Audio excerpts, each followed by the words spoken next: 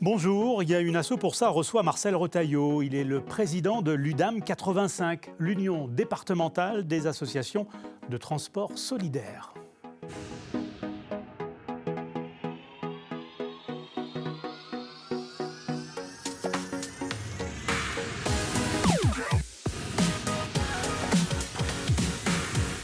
La mobilité est un enjeu majeur pour des départements ruraux. Cette mobilité est très dépendante de l'automobile lorsqu'il y a absence de solutions de transport en commun notamment. Ce constat vient s'opposer aux enjeux de réduction des impacts environnementaux et aussi à cette nécessité de ne pas isoler encore un peu plus certaines populations. Face à ce constat, il se développe la mobilité partagée ou solidaire. Le concept repose sur la solidarité entre particuliers. Marcel Retailleau, bonjour. Bonjour. Vous êtes le président de l'UDAM 85, l'Union départementale des associations de transport solidaire. On en parlera tout à l'heure. Quand je parlais d'enjeux majeurs, quand on parle de mobilité aujourd'hui en milieu rural, vous partagez ce constat ? Complètement, parce que dans le milieu rural, les déplacements sont plus difficiles à résoudre parce qu'on sait qu'il y a 50% des communes vendéennes notamment qui n'ont pas de transport public. Et puis, dans ce milieu-là, eh bien, chaque déplacement, il est en kilométrage. Donc, il faut que le public qui veut vieillir à domicile puisse être aidé parce que 90% des bénéficiaires de ce transport solidaire sont des retraités qui n'ont pas de moyens de locomotion. Il y a des situations d'isolement en Vendée, sur le département ? Il y en a certaines, quand on parle de mobilité. Il y en a certaines, et notamment dans le milieu rural assez profond, où il y a des gens qui n'ont pas beaucoup de contacts de vie sociale.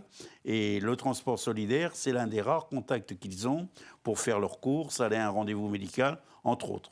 Alors, la mobilité solidaire, c'est un concept nouveau ou pas ?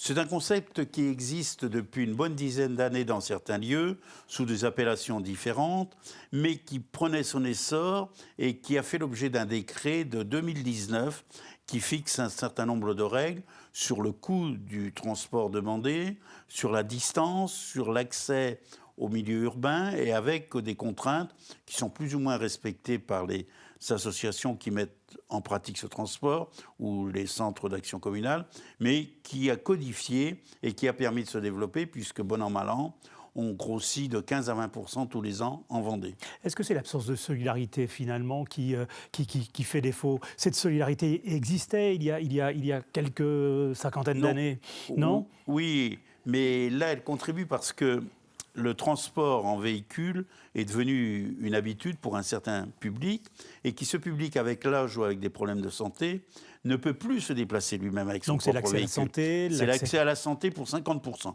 Oui. 50% des transports sont en direction du médical ou paramédical.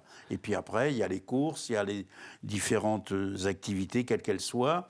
Mais on considère que, outre le service rendu, pour beaucoup, c'est un lien social important. Ouais, donc il y a un enjeu majeur, justement, d'organisation de la société derrière. Absolument, il y a un enjeu majeur et le transport solidaire contribue à mieux vieillir et à fixer la population qui cherche à rester dans son habitat plutôt que d'aller dans les établissements de retraités où il y a quelquefois des contraintes et des exigences auxquelles certains ne souhaitent pas. Pourtant, il existe des transports en commun, il existe le taxi, mais la réponse n'est peut-être pas adaptée. Non, alors, il n'y a pas de concurrence avec les taxis. Les taxis, pendant un certain nombre de temps, se sont inquiétés quand ça s'est développé. Mais très vite, les contacts qui ont été liés avec les sociétés de taxi ou leurs représentants ont démontré que c'était un usage complémentaire et qu'il n'est pas concurrentiel. Parce que les taxis, quand il faut faire une petite course de 3 km et qu'il faut attendre 2 heures, eh bien, ils trouvent que ce n'est pas rentable pour eux et on le sait.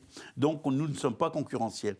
Et en Vendée, la plupart des associations ou des CRS ont pris contact avec les taxis et ça se passe plutôt très bien. Alors comment fonctionne maintenant cette solidarité, cette mobilité solidaire ? Alors, cette mobilité solidaire, elle fonctionne de la manière suivante. Les bénéficiaires, il y a d'abord des associations qui sont créées ou des centres d'action communale et qui fonctionnent de la manière suivante. Le bénéficiaire est adhérent de cette structure et il demande à bénéficier. Alors, il y a un centre d'appel, on appelle, qui peut être France Service, qui peut être une commune, qui peut être un référent, qui lui réceptionne les appels, qui ensuite les transmet aux chauffeurs qui peuvent être disponibles, parce qu'il y a des listes de chauffeurs et des nombreux d'ailleurs sur le territoire vendéen, et qui eux disent je peux tel jour pour faire telle course.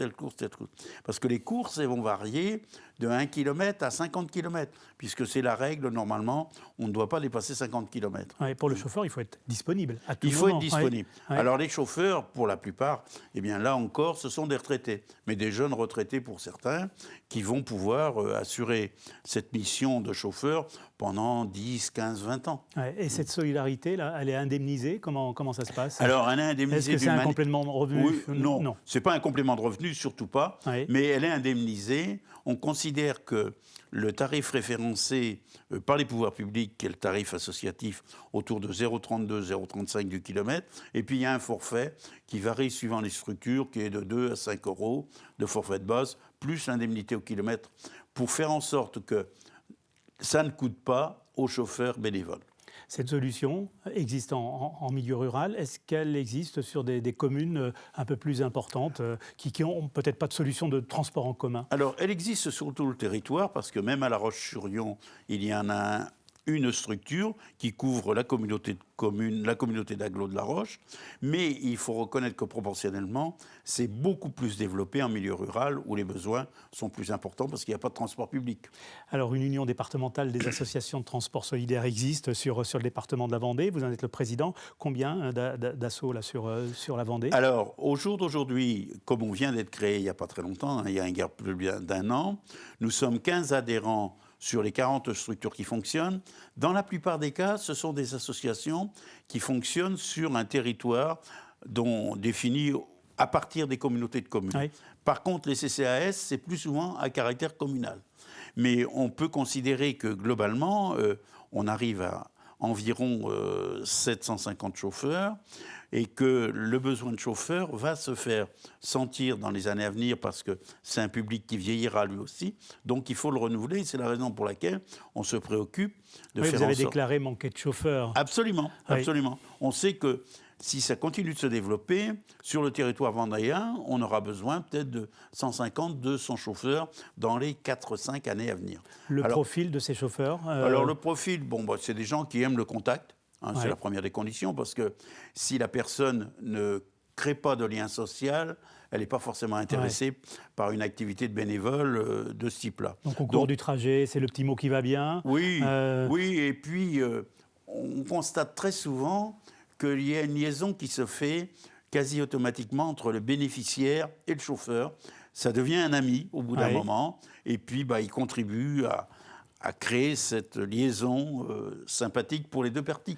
Est-ce qu'on peut imaginer une plateforme numérique justement pour Alors au jour d'aujourd'hui, ça n'existe pas, mais à terme, on est en perspective de le créer. Et on a sollicité les partenaires justement pour réaliser ça, parce que les différents partenaires nous aident à la formation des chauffeurs bénévoles, parce que les chauffeurs bénévoles, on les forme à la sécurité routière, au premier secours, au rapport d'ergothérapie pour monter quelqu'un qui est plus ou moins valide.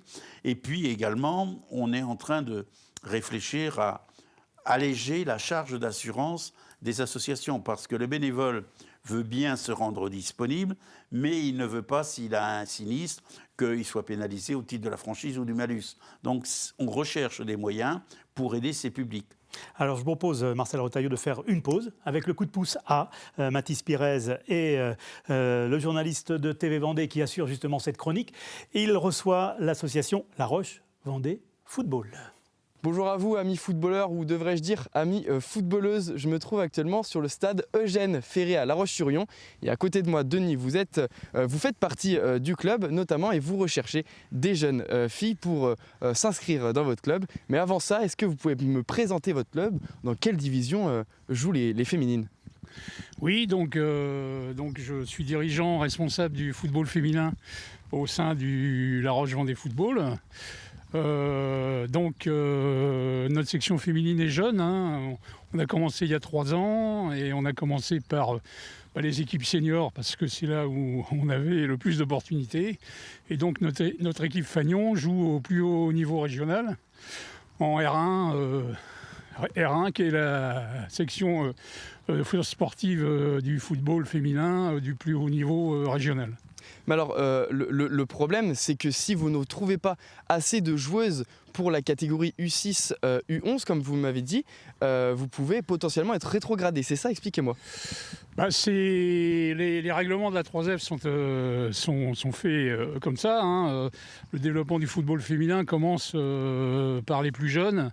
Et pour favoriser donc ce développement, la fédération oblige les clubs à avoir des jeunes filles de 6 à 13 ans qui sont le potentiel de développement du club. Donc à ce niveau-là, si on n'a pas 12 joueuses de moins de 13 ans au niveau du club, on est pénalisé dès cette année de 3 points au niveau de notre championnat, donc du plus haut niveau, des seniors. Et on risque aussi la rétrogradation l'année prochaine dans ce même championnat. Donc on a une démarche à la fois volontariste de développement du football féminin et une démarche, j'allais dire, obligatoire. Et parlez-moi justement de ce profil des joueuses. C'est pour jouer en quelle catégorie, et vous recherchez aussi combien de joueuses? Alors c'est pour jouer dans les catégories définies au niveau des districts, du district de Vendée, donc catégorie U6, U9 et U11 féminines. Donc on a besoin au minimum de 12 joueuses de U6 à U11 et actuellement on les a pas. On les a pas parce que, comme je vous disais, le développement du foot féminin s'est fait par le haut et pas encore par le bas.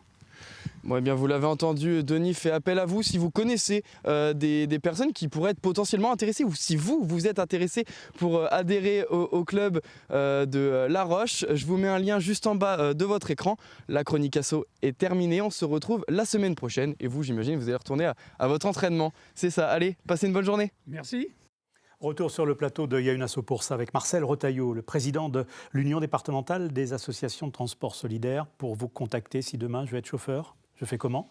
Eh bien, vous allez sur le site internet de notre association départementale et suivant la commune à laquelle vous êtes domicilié, eh bien, on vous adressera en direction de la structure qui gère dans cet environnement, soit au niveau de la communauté de communes, soit au niveau de la commune, sans aucun problème, puisque même s'ils ne sont pas adhérents chez nous, on a toutes les structures qui sont référencées sur le territoire départemental. Merci Marcel Retailleau d'avoir accepté l'invitation de Il y a une asso pour ça. Je rappelle que ce programme est coproduit par la Maison départementale des associations de la Vendée, par TV Vendée et par le Crédit Mutuel Océan. Merci, bonne journée.